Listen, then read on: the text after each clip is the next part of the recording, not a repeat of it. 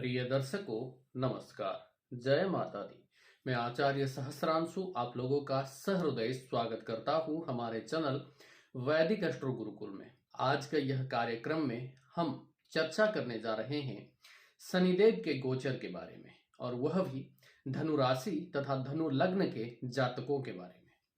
शनिदेव का नाम सुनकर के ही बहुत सारे जातक या लोग बौखला उठते हैं, और ऐसा होना भी संभव है, क्योंकि शनिदेव कर्मफल दाता हैं। शनिदेव न्यायाधीश के रूप से माने जाते हैं। जो भी कर्म हमने किए हुए रहते हैं उसका फल शनिदेव भलीभांति प्रदान करते हैं। शनिदेव को आयु मृत्यु का कारक ग्रह भी माना गया है। 17 जनवरी 2023 शाम 6:10 में शनिदेव अपने साधारण राशि मकर राशि को छोड़ करके अपने मूल त्रिकोण राशि कुंभ राशि में प्रवेश कर चुके हैं, और इसका सीधा सीधा प्रभाव हर एक राशि तथा हर एक लग्न के जातक के ऊपर हो रहा है। शनिदेव का गोचर बेहद ही महत्वपूर्ण है। क्यों? क्योंकि शनिदेव सबसे धीमे ग्रह हैं, और एक राशि से दूसरे राशि में जाने के लिए 2.5 वर्ष का समय लगा देते हैं। 2.5 वर्ष तक एक ही राशि में स्थित रह करके समान फल प्रदान करते हैं। तो चलिए जानते हैं धनु राशि तथा धनु लग्न के जातकों के लिए यह कैसा फल प्रदान करने वाले हैं। तो आपके स्क्रीन के ऊपर यहाँ पर आप देख पा रहे होंगे एक कुंडली।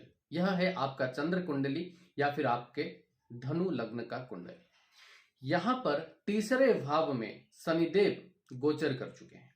यानी कि सबसे महत्वपूर्ण चीज यह है कि आपको 7.5 वर्षों से जो शनिदेव की 7.5 चल रही थी उससे पहले तो मुक्ति मिल जाएगा।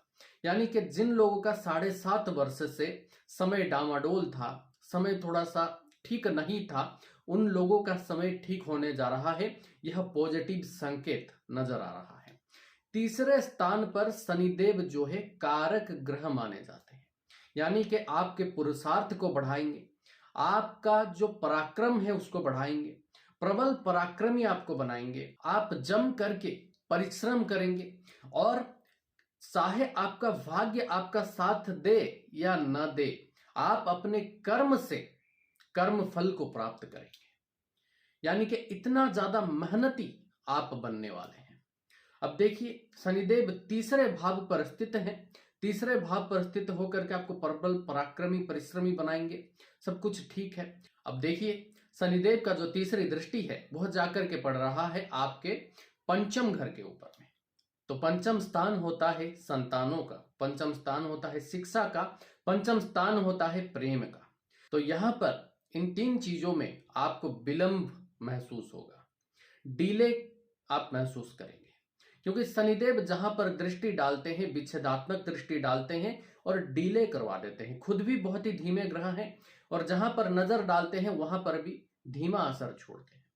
तो यहां पर अगर आप संतान प्राप्ति करना चाहते हो तो हो सकता है उसमें विलंब हो। अगर आप अच्छे से पढ़ाई करना चाहते हो, विद्यार्थी हो, तो हो सकता है कि चीजों को बार बार पढ़ने पर आपको चीजें याद हो। जो चीज एक बार पढ़ने में याद हो जाता, जो चीज कम पढ़ाई में आपको रिजल्ट मिलता, उसको आप अधिक परिश्रम अधिक समय दे करके आपको पढ़ाई करना पड़ेगा। ठीक उसी तरह से प्रेम में विलंब हो सकता है। जो लोग अपने लिए कोई साथी ढूंढ रहे हैं, एक मांगलिक बंधन में बंधना चाहते हैं, तो यहां पर उनके लिए भी विलंब हो सकता है। इतना ही नहीं, अपने प्रेमी के साथ, अपने साथी के साथ आपका रिलेशन थोड़ा सा खटास भरा हो सकता है। तो यहां पर अपने आप को जितना हो सके आपको संभाल करके रखना होगा, और अपने संतानों के साथ तथा अपने प्रेमी के साथ आपको अपना रिलेशन बना करके रखना होगा। शनि की 7वीं दृष्टि जाकर के पड़ रहा है आपके 9वें स्थान के ऊपर, यानी कि भाग्य के ऊपर। 9वां स्थान पिता का भी होता है। तो यहाँ पर पिता के स्वास्थ्य में थोड़ा सा प्रॉब्लम हो सकता है, या फिर पिता के साथ रिलेशन में प्रॉब्लम आ सकता है। लेकिन मैंने आपको पहले एक पॉइंट बताया था, तीसरा शनि, तीसरे भाव पर शनि कारक ग्रह माने जाते हैं, और कारक ग्रह जब अपने नीच नजर से 9वें स्थान को देखेंगे तो कहीं ना कहीं यह जो प्रॉब्लम आपको हम बता रहे हैं, पिता का स्वास्थ्य में जो है गिरावट आना या फिर पिता के साथ थोड़ा सा मतभेद हो जाना, यह सामयिक होगा। कुछ समय के पश्चात यह ठीक हो जाएगा और आप अपने परिश्रम के बल पर, अपने कर्मों बल पर अपने पिता के साथ अपना रिलेशन ठीक बना लेंगे। पिता का स्वास्थ्य ठीक करने के लिए आपसे जो बन पड़ेगा आप करेंगे और पिता का स्वास्थ्य ठीक होता हुआ भी नजर आ रहा है, क्योंकि तीसरे भाव पर शनि आपको प्रबल पराक्रमी, प्रबल परिश्रमी बना देंगे। तो नवम स्थान के ऊपर यहाँ पर नजर है, तो आप जो है छोटी मोटी यात्राएं कर सकते हो। और आपको हम यहाँ पर सुझाव देते हैं कि किसी शनि धाम का या फिर किसी हनुमान जी के धाम का आप जो है यहाँ पर धार्मिक यात्रा करें अपने पिता के साथ मिलकर के। यह आपके पिता के स्वास्थ्य के लिए और आपके भाग्य के लिए, दोनों के लिए उन्नति के मार्ग खोलेगा। अब देखिए, शनि की जो दसम दृष्टि है वह जाकर के पड़ रहा है आपके द्वादश घर के ऊपर। यह चार्ट में आप समझिए, जहां जहां पर नेत्र का सिंबल बना हुआ है वहां वहां पर शनि की दृष्टि है। शनि के पास 3 तरह की दृष्टियां होती है, तीसरी दृष्टि होती है, 7वीं दृष्टि होती है, 10वीं दृष्टि होती है। तो शनि की जो 10वीं दृष्टि है वह आपके द्वादश भाव के ऊपर है, यानी कि विदेश गमन का यहां पर योग बन रहा है, या फिर अन्य राज्यों में आप जो है यहां पर गमन कर सकते हैं। तो अन्य शहर हो, अन्य राज्य हो, अन्य देश हो, तो यहां पर यात्रा का योग बन रहा है। कुछ खर्च यहां पर ज्यादा आपका हो सकता है, लेकिन अपने पुरुषार्थ के दम पर, अपने कर्म के दम पर आप इनकम भी उतना ही कर लेंगे। तो यहां पर खर्च का ज्यादा कोई प्रभाव आपके ऊपर नहीं पड़ने वाला है, क्योंकि तीसरे भाव पर शनि कारक ग्रह माने जाते हैं।